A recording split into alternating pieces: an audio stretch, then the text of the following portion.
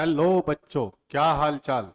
Welcome to Sartaj classes. तो आज के सेशन में हम बात करने जा रहे हैं number system 11th entrance PYQ, जो आपके लिए काफ़ी यूज़फुल होने वाला है आने वाले 11th एंट्रेंस के लिए। तो चलिए बेटा शुरुआत करते हैं PYQ ऑफ नंबर सिस्टम।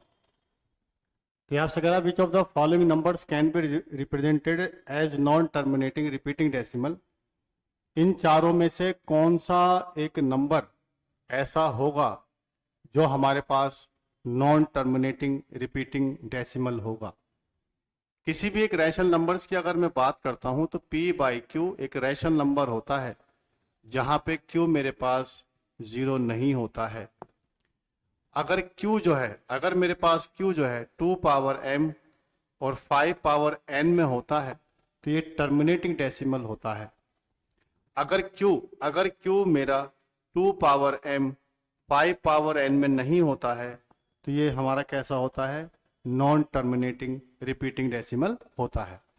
तो देखिए बेटा, पहला नंबर आपसे कह रहा है कि 39 डिवाइड बाई 24, क्या ये हमारे पास नॉन टर्मिनेटिंग रिपीटिंग डेसिमल है?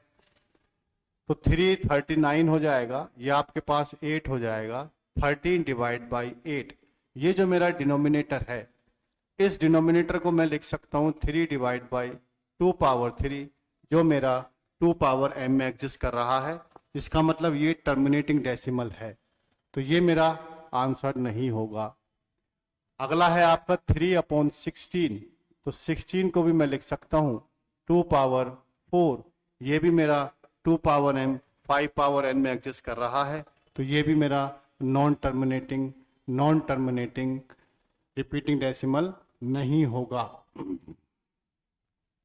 1/37 डिवाइड बाई 25, तो 1/37 डिवाइड बाई 25, तो ये हो जाएगा 137।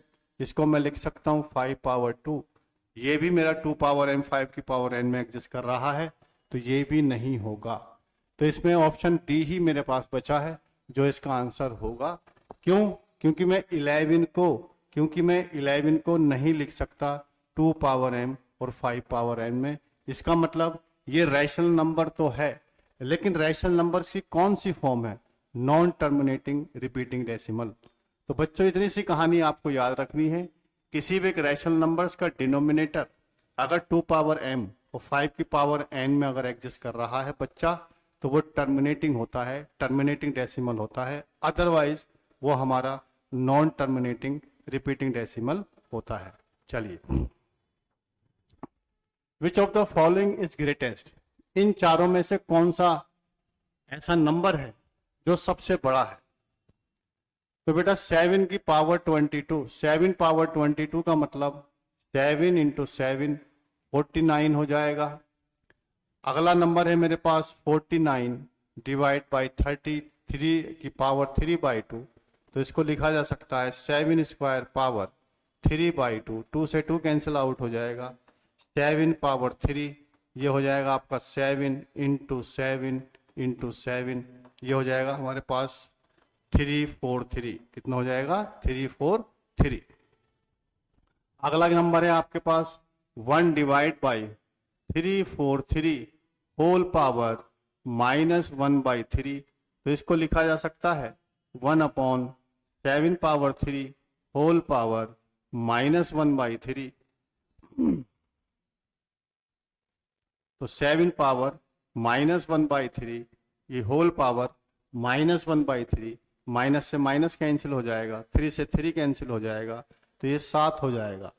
तो बेटा अगला नंबर मेरे पास है 2401 होल पावर -1/4, तो जब आप इसके फैक्टर्स करेंगे तो 7 इंटू 7 इंटू 7 की होल पावर -1/4, तो 7 power 4 whole power -1/4 cancel out हो जाएगा। 7 पावर -1 1/7, तो इसके हिसाब से मेरा आंसर कितना हो जाएगा बेटा? बी मेरा आंसर हो जाएगा। B is the correct answer.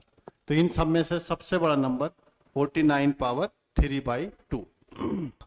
अगला क्वेश्चन है कि x is equal to 3 minus 2√2, then the value of √x minus 1/√x। एक बेहतरीन सवाल, एक जबरदस्त क्वेश्चन है नंबर सिस्टम का कि अगर मेरे पास x की वैल्यू, अगर मेरे पास x की वैल्यू 3 माइनस 2√2 है, 2√2 है, 3 माइनस 2√2 है, तो √x प्लस 1 अपॉन √x की वैल्यू क्या होगी। तो जनरली इस तरह के सवाल आपसे जरूर पूछे जाएंगे एंट्रेंस में कि अगर मेरे पास x ये है तो इस एक्सप्रेशंस की वैल्यू बताइए। तो बेटा अगर x की वैल्यू मेरे पास 3 माइनस 2√2 है, तो मुझे इसका अंडर रूट कैलकुलेट करना है। √x का मतलब हो जाएगा 3 माइनस 2√2, 3 माइनस 2√2, 3 माइनस 2√2, तो √x, √3 प्लस 3 माइनस 2√2। तो अब इसको हम कैसे सॉल्व करेंगे। देखिए बेटा 3 को लिख सकता हूं मैं, 3 को मैं लिख सकता हूं 2 प्लस 1 माइनस 2√2।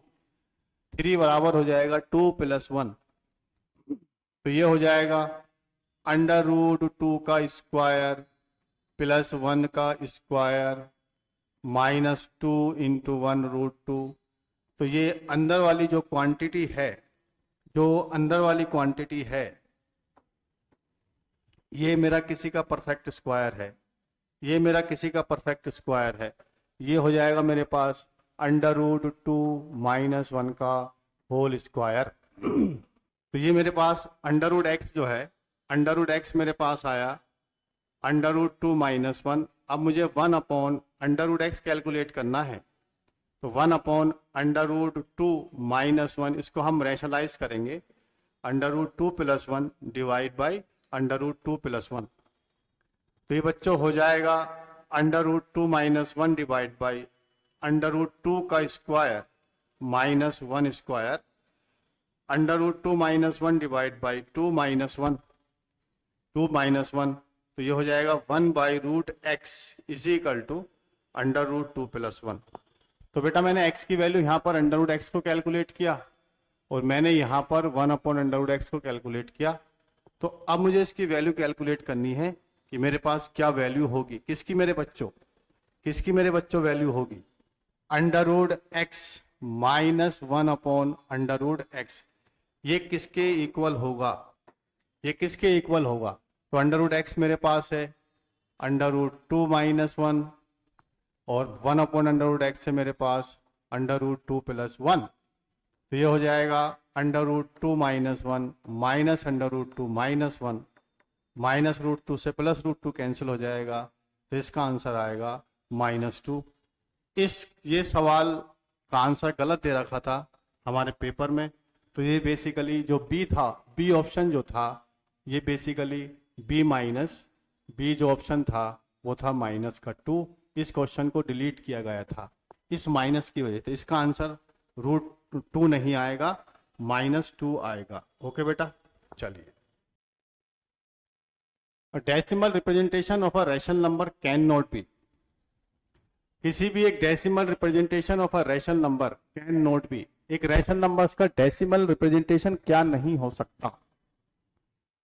टर्मिनेटिंग हो सकता है, बिल्कुल हो सकता है। टर्मिनेटिंग डेसिमल 2.1, 3.128 कुछ भी हो सकता है। नॉन टर्मिनेटिंग बिल्कुल हो सकता है, 3.68181818 नॉन टर्मिनेटिंग है लेकिन रिपीटिंग है, तो ये बात भी सही है। नॉन टर्मिनेटिंग रिपीटिंग, ये बात भी बिल्कुल सही है, नॉन टर्मिनेटिंग रिपीटिंग होता है। नॉन टर्मिनेटिंग नॉन रिपीटिंग, किसी भी एक डेसिमल रिप्रेजेंटेशन में rational number neither repeat no terminate नहीं हो सकता। इसका मतलब ये मेरा आंसर डी सही है। आपसे कह रहा कौन सा नहीं हो सकता, तो नॉन टर्मिनेटिंग नॉन रिपीटिंग नहीं हो सकता। a power x is equal to B power y is equal to C power z and a square बराबर bc, तो इसमें से z किसके इक्वल होगा। बहुत ही शानदार सवाल है एक्सपोनेंट का।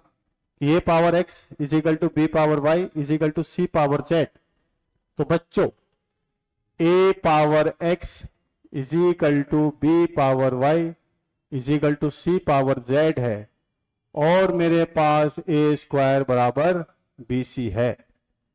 तो बच्चों ये तीनों नंबर अगर आपस में बराबर हैं तो मैंने आपसे ये कहा कि AX बराबर BY बराबर CZ बराबर M। तो AX इजिकल टू मेरे पास M है, BY इजिकल टू मेरे पास M है और CZ इजिकल टू मेरे पास M है। तो A इजिकल टू हो जाएगा M पावर 1/x, B मेरे पास हो जाएगा M पावर 1/y और C हो जाएगा मेरे पास M power 1/z, M power 1/z। तो बेटा अब यहां पे ये कह रहा है कि A स्क्वायर बराबर BC है, A square is equal to BC है। तो A की वैल्यू मेरे पास है M होल पावर 1/x का होल पावर 2, B है मेरे पास M power 1/y into M 1/z। तो जब मैं इसको सिंप्लीफाई करूंगा तो ये हो जाएगा M power 2/x is equal to, base बराबर है तो पावर जुड़ जाएंगी। अब यहां पर, अब मेरे बच्चों यहां पर मेरे बेस बराबर हैं तो इसकी पावर आपस में बराबर हो जाएंगे। मतलब 2/x is equal to 1/y plus 1/z। तो ये मेरे पास एक रिलेशन निकल आया कि अगर A पावर x बराबर B पावर y बराबर C power z and A square अगर BC था, तो जब मैंने इसको सॉल्व किया तो मेरे पास एक रिलेशन निकल कर आया 2/x बराबर 1/y प्लस 1/z। लेकिन इस सवाल में बेटा वो आपसे z की वैल्यू पूछ रहा है, ना कि हमसे रिलेशन पूछ रहा है। तो अगर मैं यहां पे बात करता हूं अगर मैं यहां पर कैलकुलेट करता हूं अगर मैं यहां पर इसकी वैल्यू कैलकुलेट करता हूं तो ये मेरे पास रिलेशन आ जाएगा। तो यहां पर हो जाएगा आपके पास 2/x minus 1/y is equal to 1/z। मैं यहां पर एक्स वाई को एलसीएम लूंगा तो ये हो जाएगा 2y minus X is equal to 1/z। तो z इज इक्वल टू हो जाएगा बेटा xy divide by 2y minus x. तो z इज इक्वल टू हो जाएगा xy upon 2y minus x, xy upon 2y minus x. तो इसके हिसाब से मेरा आंसर ए सही होगा। एक बेहतरीन सवाल था कि मेरे पास a power x, b power y, c power z and a square बराबर bc अगर है तो मुझे किसकी वैल्यू कैलकुलेट करनी थी, z की वैल्यू कैलकुलेट करनी थी। The greatest number among this, इनमें से कौन सा नंबर सबसे बड़ा होगा? 3 पावर 50, 4 पावर 40, 5 पावर 30, 6 पावर 20। तो इस तरह के जब भी आपको नंबर्स दें और आपसे कहे कि इन नंबर में से कौन सा नंबर बड़ा होगा, तो बेटा सबसे पहले एक काम करिए, ये जो मेरे पास पावर है, ये जो इस नंबर में सबकी पावर्स है मेरे पास, इसका आप एचसीएफ कैलकुलेट कीजिए। तो इसका एचसीएफ हाईएस्ट नंबर जो है वो 10 आएगा, 10 एचसीएफ इसका 10 आएगा। तो पहले 10 से सबको डिवाइड कर दीजिए। तो क्या आ जाएगा बच्चों यहाँ पर 3 पावर 5, 4 पावर 4, 5 पावर 3 और यहाँ पर आ जाएगा 6 पावर 2। तो 3 पावर 5 का मतलब हो जाएगा मेरे पास 3 इंटू 81, 3 3 9 81,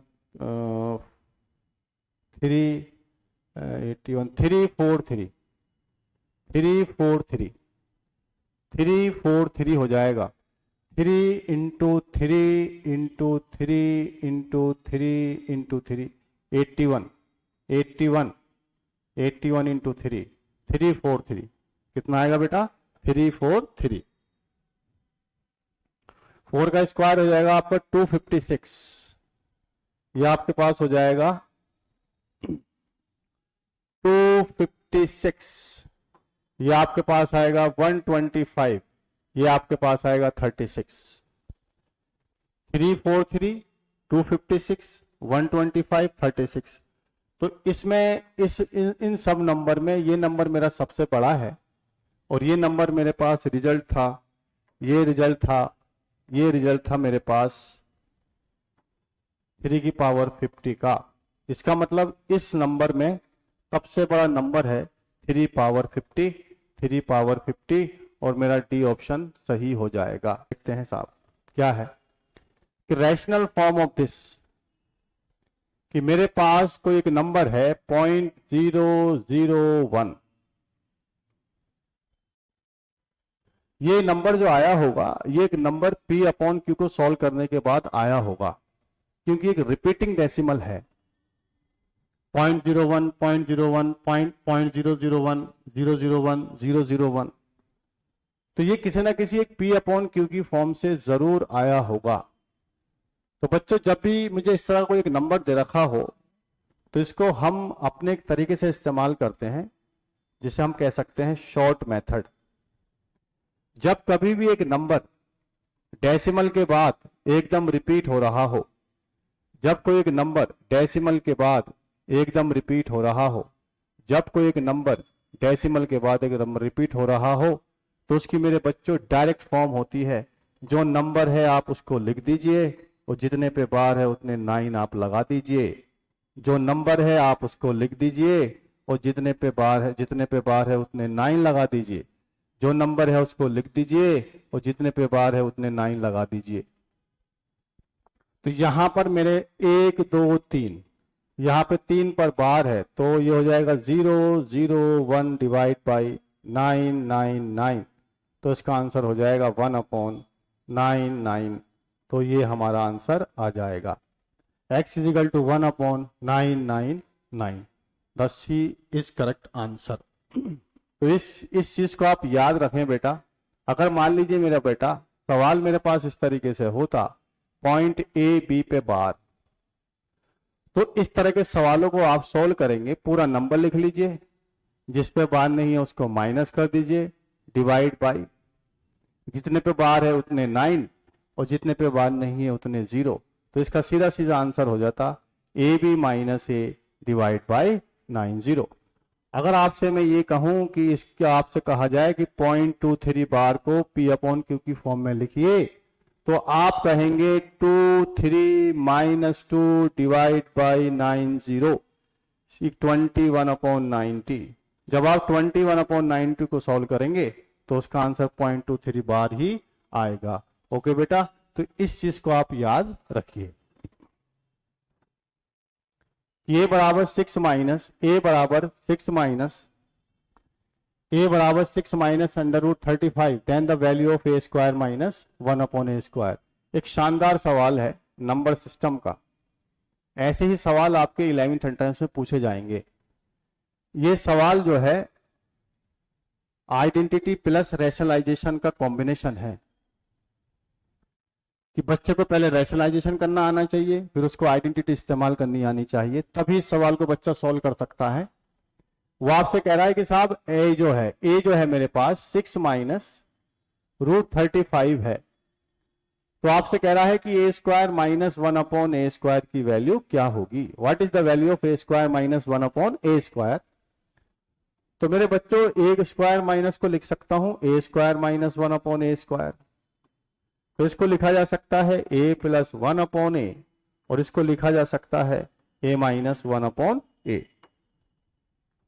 लिखा जा सकता है 1 minus a plus 1/a, a minus 1/a। तो बेटा यहां पर अगर देखा जाए तो a जो है मेरे पास 6 माइनस रूट 35 है, तो मुझे सबसे पहले कैलकुलेट करना है 1/a। तो 1/a का मतलब हो जाएगा 1/6 माइनस रूट 35।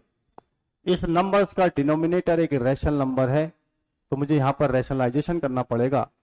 तो मैं करूंगा बेटा 6 plus under root 35, 6 plus under root 35, तो ये हो जाएगा 1/a is equal to 6 plus root 35 divide by 36 minus 35, तो हो जाएगा 6 प्लस 35। ओके मेरे बच्चों, तो मैंने ए मुझे दे रखा था और मैंने यहां पे क्या कैलकुलेट किया 1/a। तो अब मैं कैलकुलेट करता हूं बेटा a plus 1/a। A plus 1 upon a, तो ए तो है मेरे पास 6 माइनस रूट 35, 1 अपॉन ए आया मेरे पास, 1 अपॉन ए आया मेरे पास ए प्लस रूट 35, 35 से 35 कैंसिल, तो ये आया मेरे पास 12। तो ए प्लस 1 अपॉन ए की वैल्यू कितनी आई बेटा? 12। कितनी आई बेटा? 12। अब मुझे कैलकुलेट करना है ए माइनस 1 अपॉन ए। ए है मेरे पास 6 माइनस 35 माइनस 6 प्लस रूट 35, तो ये हो जाएगा 6 minus root 35 minus 6 minus 35, minus 6 से प्लस 6 कैंसिल आउट हो जाएगा, तो ये आ जाएगा बच्चों -2 रूट 35। तो इस तरीके से मैंने a प्लस 1 अपॉन ए भी कैलकुलेट किया और a माइनस 1 अपॉन ए भी कैलकुलेट किया, लेकिन मुझे कैलकुलेट करना था a plus a into a minus a plus a into a plus 1 upon a into a minus 1 upon a. तो ए प्लस ए की वैल्यू है मेरे पास 12 इंटू -2 रूट 35, तो ये हो जाएगा -24 रूट 35। तो इसका आंसर हो जाएगा माइनस रूट -24 रूट 35। तो इसके हिसाब से मेरा आंसर सी होगा। My answer is C. बेहतरीन सवाल था कि हम कैसे इसको कैलकुलेट करेंगे। जब ये मुझे दे रखा है तो मुझे इस एक्सप्रेशंस की वैल्यू कैलकुलेट करना है। बच्चों कभी भी ऐसे सवाल डायरेक्ट वैल्यू पुट करके नहीं होंगे, ये बात आप अपने दिमाग में बैठा लीजिए अच्छी तरीके से। कुछ लोग डायरेक्ट वैल्यू उसकी पुट कर देंगे, बहुत ही लंबा मेथड हो जाएगा और हमारा सवाल का आंसर नहीं आ पाएगा। आपको जब भी इस तरह के सवाल दे रखे हों बच्चों, तो हमें a plus 1 upon a minus 1 upon a, इस तरह से हमें एक्सप्रेशन कैलकुलेशन करनी पड़ती है, उसी के बाद उसको सिंप्लीफाई करना पड़ता है। चलिए साहब, विच of the following is an irrational number between 2 and 3। 2 और 3 के बीच में इनमें से कौन सा ऐसा नंबर है जो इरेशनल होगा? इरेशनल नंबर्स का मतलब होता है एक ऐसा नंबर जो ना टर्मिनेट हो ना रिपीट हो, उसे हम कहते हैं बेटा इरेशनल नंबर। तो ये कह रहा है कि 2 और 3 के बीच में ऐसा कौन सा इरेशनल नंबर होगा, ऐसा कौन सा इरेशनल नंबर होगा जो इन चारों में से इसके बीच में लाई कर रहा होगा। तो अगर देखा जाए तो 2.357 ये नंबर है तो इन दोनों के बीच में ही, ये नंबर है तो इन दोनों के बीच में ही, लेकिन बच्चों ये रैशनल है। लेकिन बच्चों एक रैशनल नंबर है और ये कौन सी फॉर्म है? नॉन टर्मिनेटिंग रिपीटिंग फॉर्म है। तो इसका मतलब इस क्वेश्चन के हिसाब से उसने मांगा है आपसे इरेशनल, लेकिन यह रैशनल, तो ये नहीं होगा। वो आपसे कह रहा है कि 2.10100 ये मेरा इरेशनल नंबर है जो 2 और 3 के बीच में लाई कर रहा है। इसका मतलब यही मेरा आंसर होगा। ये भी बच्चों इन दोनों नंबर के बीच में लाई कर रहा है, लेकिन फिर वही कहानी है, ये है तो इन दोनों के बीच में, लेकिन बेटा एक ऐसा नंबर है, ये रैशनल नंबर है, ये रैशनल नंबर है। 2.57 भी है तो इनके बीच में, लेकिन ये कैसा नंबर है? ये भी मेरे बच्चे कैसा नंबर है? रैशनल नंबर है। उसने मांगा है आपसे इरैशनल नंबर, तो इसका मतलब इस सवाल के हिसाब से इन दोनों के बीच में लाई करने वाला नंबर होगा जो हमारा इरैशनल होगा। Option b is correct answer. Okay बेटा। Which of the following statement is false. इन दोनों में से इन चारों में से कौन सा स्टेटमेंट है जो गलत है? चलिए साहब देखते हैं कौन सा गलत है कौन सा सही है। Every integer is a rational number. Integer मैं जानता हूं, इंटीजर को मैं जानता हूं, इंटीजर होते हैं -10, -9, -1000, 1, 2000, कुछ भी लिख सकते हो आप। तो ये नंबर एक इंटीजर्स होते हैं। इन इंटीजर्स का जो डिनोमिनेटर है, इन इंटीजर्स का जो डिनोमिनेटर है बच्चों वो 1 है। सबका डिनोमिनेटर 1 है, सबका डिनोमिनेटर 1 है, तो मैं ये कह सकता हूं कि जितने भी इंटीजर्स होते हैं वो सारे के सारे रैशनल नंबर होते हैं। तो उसके हिसाब से एवरी इंटीजर रैशनल नंबर, ये बात बिल्कुल सही है। आपसे कह रहा है every whole number is a natural number, हर एक होल नंबर नेचुरल नंबर होता है, ये बात गलत है। जीरो एक ऐसा नंबर है मेरे बच्चों जो होल नंबर है, लेकिन लेकिन लेकिन लेकिन नेचुरल नहीं है। इसका मतलब ये सेंटेंस मेरा गलत है, तो मुझे बाकी दोनों की चेक करने की जरूरत नहीं है। लेकिन मैं फिर भी आपसे बात करता हूं कि there are infinite many numbers between any two given numbers, given rational number. कोई भी दो नंबर्स, कोई भी दो नंबर्स, कोई भी दो रैशनल नंबर हैं, कोई भी दो रैशनल नंबर हैं, कोई भी दो रैशनल नंबर हैं, a upon b and c upon d, तो इसके बीच में इतने नंबर्स एग्जिस्ट करेंगे जिसको हम काउंट भी नहीं कर पाएंगे। तो दो रैशनल नंबर्स के बीच में हमारे पास इनफाइनाइट रैशनल नंबर एग्जिस्ट करते हैं, तो ये सेंटेंस भी मेरा सही है। Every real number is represented by a unique point of the number line, ये बात बिल्कुल सही है कि मेरे पास कोई अगर एक लाइन है, मेरे पास अगर कोई एक लाइन है, इस लाइन पे मैं कोई भी एक नंबर लिख दूं बेटा, मैं कोई भी एक नंबर रिप्रेजेंट कर दूं, तो ये नंबर अपने आप में यूनिक होगा। ये नंबर नेचुरल हो सकता है, ये नंबर होल नंबर हो सकता है, ये नंबर इंटीजर हो सकता है, ये नंबर रैशनल हो सकता है, ये नंबर इरेशनल हो सकता है, और लेकिन ये होगा अपने आप में यूनिक। तो ये बात भी मेरी बिल्कुल सही है। तो इसके हिसाब से मैंने आपको पहले ही बताया था, मेरा बी ऑप्शन ही गलत है। इतने आसान सवाल भी आपके आते हैं कि x बराबर 1 upon x is equal to 1 upon 1 plus root 2 plus 1 upon root 2 plus root 3, ये आपका जा रहा है under root 8 plus under root 9 तक। तो आपसे कह रहा है कि साहब x की वैल्यू बता दीजिए, मुझे इसमें आप x की वैल्यू बता दीजिए। तो यहां पर एलसीएम तो नहीं लिया जाएगा, एलसीएम तो लेना नहीं है। अगर आप एलसीएम लेंगे तो फिर कर लेंगे इस सवाल को आप। तो x जो है, x मेरे पास कितना है, 1 upon 1 plus root 2 plus 1 upon अगला नंबर है 1 प्लस रूट 3। इसी तरीके से मेरे पास एक नंबर है और ये आपका लास्ट है 1 plus under root 8 under root 9। तो बेटा इस तरह के सवालों को हमेशा आपको सॉल्व करना है इंडिविजुअल रैशनलाइजेशन से। अगर मैं यहां पर आपसे कह रहा हूं कि 1 अपॉन 1 प्लस रूट 2, तो ये हो जाएगा 1 अपॉन 1 प्लस रूट 2। यहां पर आप रैशनलाइजेशन कीजिए इसका, 1 माइनस रूट 2 1 माइनस रूट 2, तो ये हो जाएगा 1 minus root 2 divide by 1 minus 2, ये हो जाएगा 1 minus root 2 divide by minus 1, या मैं कह सकता था अंडर रूट 2 माइनस 1। इसी तरीके से मैं अगला नंबर कैलकुलेट करता हूं, 1 upon root 2 plus root 3, root 2 root plus root 3। अगला नंबर देखिए आपका क्या आएगा, 1 upon under root 2 plus under root 3 को आप रैशनलाइज कीजिए, तो under root 2 minus under root 3 divide by under root 2 plus under root 3 into under root 2 minus under root 3, तो यह आ जाएगा under root 2 minus under root 3 divide by 2 minus 3, तो यह आ जाएगा मेरे पास minus under root 2 plus root 3। तो यहां पर अंडर रूट 2 प्लस था, यहां पर अंडर रूट 2 माइनस है।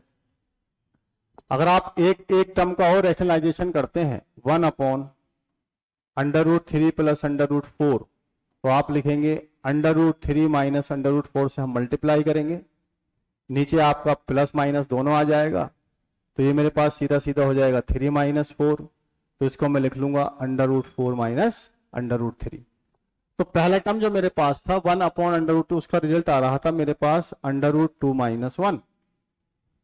दूसरा आ रहा था मेरे पास माइनस अंडर रूट 2 प्लस 3। अगला आ रहा था मेरे पास अंडर रूट 4 माइनस 3। इसी तरीके से मेरे बच्चों मेरा लास्ट टर्म जो आएगा, मेरा लास्ट टर्म आएगा under root 9 minus under root 8 minus under root 4 minus under root 3, अगला आएगा मेरे पास under root 5 minus under root 4। इसी तरीके से पैटर्न को फॉलो करेगा तो लास्ट नंबर आएगा मेरे पास under root 8 minus under root 9 minus under root 8। तो यहां पर ये सारी चीजें कैंसिल आउट हो जाएंगी, ये सब चीजें कैंसिल आउट हो जाएंगी। ये बचेगा मेरे पास अंडर रूट 9 माइनस 1, तो ये आ जाएगा 3 माइनस 1 का मतलब 2। तो इसका सीधा सीधा आंसर मेरे पास कितना आ जाएगा, 2 आ जाएगा। तो इस तरह के सवालों को हम इंडिविजुअली सॉल्व करेंगे, एलसीएम नहीं लेंगे। इसमें हम यूज करेंगे कॉन्सेप्ट ऑफ रैशनलाइजेशन।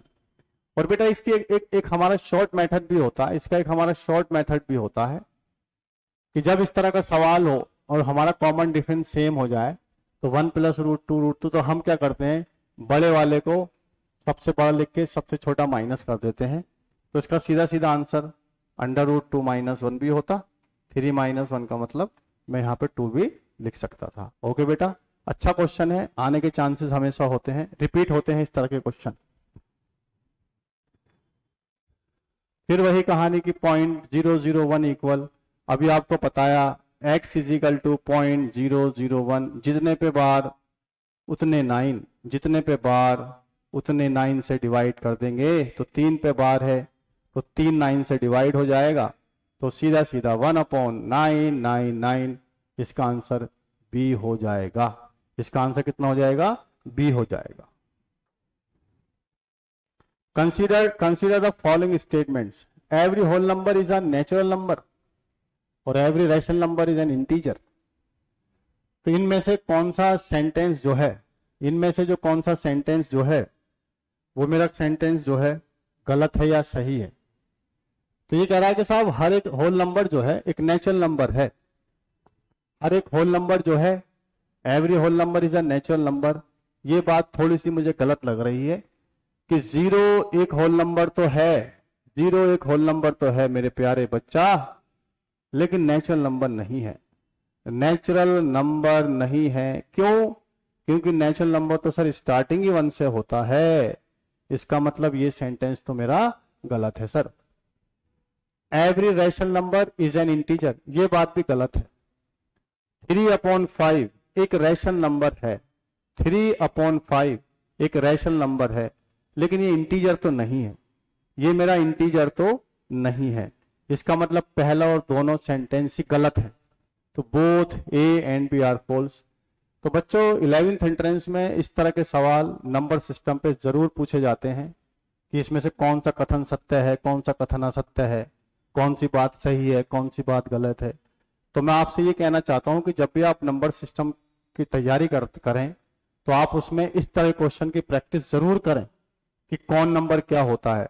अगर मैं आपसे ये कह देता कि मेरे पास एक इंटीजर रैशनल नंबर है, तो बच्चों ये बात बिल्कुल सही है, ऐसे सवाल पूछे जाएंगे। मैं आपसे कहता कि हर एक रैशनल नंबर, मैं आपसे कहता हर एक रैशनल नंबर रियल नंबर होता है, क्या ये बात सही है? बिल्कुल सही बात है। लेकिन अगर मैं आपसे ये कहता कि हर एक रियल नंबर, हर एक रियल नंबर रैशनल होता है, तो ये बात गलत है। तो बेटा इस तरह के क्वेश्चन की आप प्रैक्टिस खूब बार करें, खूब सारी प्रैक्टिस करें इस तरह क्वेश्चंस की। स्टेटमेंट में क्वेश्चन जरूर पूछे जाएंगे आप लोगों से, ठीक है। ये आपसे कह रहा है 0.23131 को किसके इक्वल होगा। अभी आपको बताया गया कि 0.231231231 आप पूरा नंबर लिख दीजिए, जिस पर बार नहीं है उसे घटा दीजिए, डिवाइड बाई जितने जो नंबर पे बार है उतने 9, तो 313131।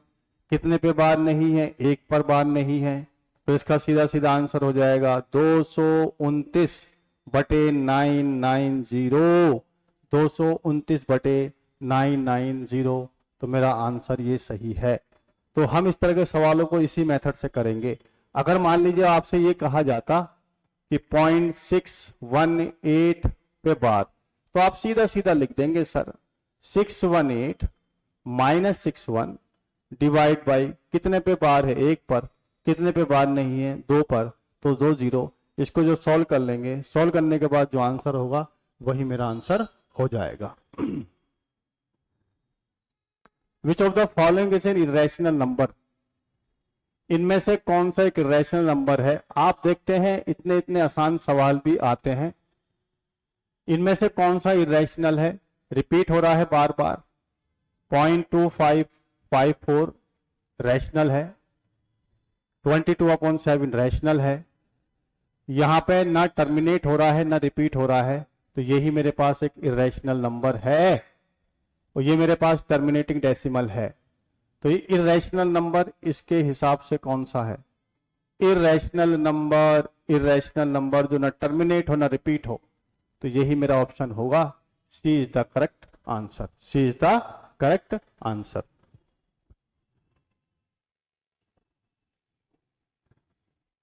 x is equal to 3 plus root 8 then the value of x square plus 1/x। तो x की वैल्यू मेरे पास 3 प्लस रूट 8 है, तो मुझसे कह रहा है x square plus 1/x square क्या होगा।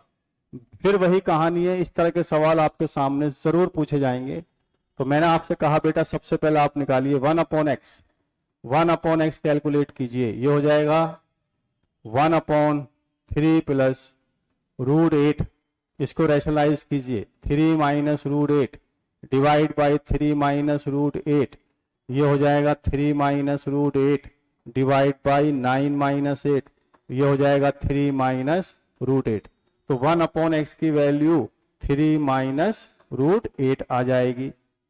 अब आप कैलकुलेट करिए बेटा, अब आप कैलकुलेट करिए मेरा बच्चा, x प्लस 1/x। तो x की वैल्यू कितनी है? 3 plus root 8 plus 3 minus root 8, इससे कैंसिल। यहाँ पर अब मुझे x प्लस 1/x मिल जाएगा, x प्लस 1/x मिल जाएगा 6। अब मैं बोथ साइड स्क्वायरिंग करूंगा, a square plus b square plus 2 into A B is equal to 36। x cancel out हो जाएगा, तो x square plus 1/x square बराबर 36 माइनस 2 इज इक्वल टू 34।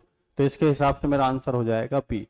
तो बेटा नंबर सिस्टम का ये भी 11th एंट्रेंस के लिए एक फेवरेट टॉपिक है कि आपको x की वैल्यू दे दी जाएगी और किसी एक पर्टिकुलर एक्सप्रेशंस की वैल्यू निकलवाएगा जिसमें x और 1/x इन्वॉल्व होंगे। तो इस तरह को सवाल करने के लिए सबसे पहले आपको 1/x निकालना है, फिर आपको x प्लस 1/x या x माइनस 1/x निकालना है अकॉर्डिंग टू क्वेश्चन। और हम इसी तरीके से इस तरह के क्वेश्चन को करेंगे। हम x की वैल्यू उठा के डायरेक्ट पुट नहीं करेंगे। अगर आपने डायरेक्ट वैल्यू उठा के पुट कर देंगे तो आपका आंसर नहीं आएगा। ओके बेटा, चलिए। तो चलिए साहब, आज का सेशन हम यहीं ख़त्म करते हैं। तो आई होप आपको हमारे सेशन पसंद आया। ये सेशन आपके लिए काफ़ी यूज़फुल होने वाला है 11th एंट्रेंस के लिए। तो चलिए आज को सेशन को यहीं ख़त्म करते हैं। अगर आपको हमारा सेशन ये पसंद आया हो तो हमारे चैनल को लाइक कीजिए, शेयर कीजिए, सब्सक्राइब कीजिए। मिलते हैं फिर अगले क्वेश्चन के साथ, अगले नए सेशन के साथ।